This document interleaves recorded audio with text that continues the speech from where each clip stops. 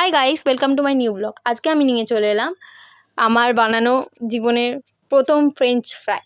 তো প্রথমে আমি ক্যাট মেরে আলুটা নিজে কাটতে গেছিলাম, কিন্তু আমি পিলার ছাড়া আমি কোনো কিছু কাটতে পারি না বলে তো সেটাও খুঁজে পাওয়া যাচ্ছিল না।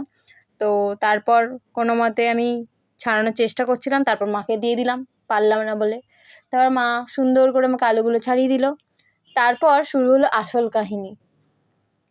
তারপর আমি এক হাত দিয়ে আলু কাটতে গেছিলাম, বড় বড় শেফরা যেরমভাবে কাটে সেরমভাবে, বাট আমি বুঝে গেছিলাম যে এটা আমার দ্বারা হবে না। তো তারপর আমি আবার দু হাতে কাটতে শুরু করলাম, যেরমভাবে নর্মালি কাটে। তো ভালো করে পিস পিস পিস পিস করে, হ্যাঁ তোমরাও চেষ্টা করবে এটা পাতলা কাটার জন্য, কারণ যত পাতলা কাটবে, আমার তো একটু মোটা মোটা হয়ে গেছিলো, বাট যত পাতলা কাটবে তত ভালো কুড়মুড়ে যে ব্যাপারটা আসবে এর মধ্যে। তারপর এটাকে ভালো করে কিন্তু জল দিয়ে ধুতে হবে, মানে আলুর ভেতর তো অনেক নোংরা থাকে, তো সেগুলোকে ভালো করে ধুতে হবে। ধুয়ে নিয়ে তারপর একটা বাটিতে ভালো করে একটু গরম জল করতে দিতে হবে।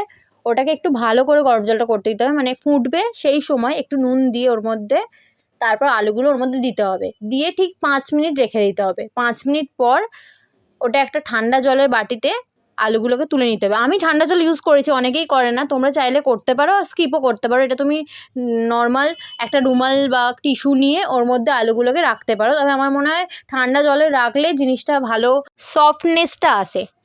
তারপর জল থেকে আলুগুলোকে তুলে রুমালে ভালো করে চাড়িয়ে দিতে হবে, যাতে রুমালের মধ্যে জলটা সোপ হয়ে যায়। আর আলুগুলোকে ভালো করে মুছে নিতে হবে, নাহলে কিন্তু ভালো করে আমাদের ফ্রেঞ্চ ফ্রাইটা ক্রাঞ্চি হবে না। এরপরে প্রিপারেশনটা খুবই সহজ। তো আলুগুলো যেগুলো আমরা শুকিয়ে রেখেছিলাম, জল ঝরিয়ে রেখেছিলাম, ওগুলো দিয়ে দেবে। আমি ঝাল খেতে ভালোবাসি, তোমরা চাইলে এই তার মধ্যে নুন করতে পারো আর একটু, তো তারপর লঙ্কা, অ্যারারুট দেবে। আমি অল্প অ্যারারুট দেবে, একটু বেশি অ্যারারুট দিয়ে ফেলেছিলাম, তো সেই জন্য অনেকটা অ্যারারুট বেঁচে গেছিলো। তো একদম অল্প অ্যারারুট দিলেই কাজ হয়ে যাবে। তো অল্প অ্যারারুট দিয়ে ভালো করে লঙ্কা দিয়ে মিক্সচারটা মাখতে হবে। আলুটাকে ভালো করে হাত দিয়ে ভালো করে মাখবে, যাতে জিনিসটা ক্রাঞ্চি ভাবটা আসে ভালো। তো পরে আমি নুনটা তখন দিতে ভুলে গেছিলাম, তারপরে মা নুন দিয়ে দিয়েছিল।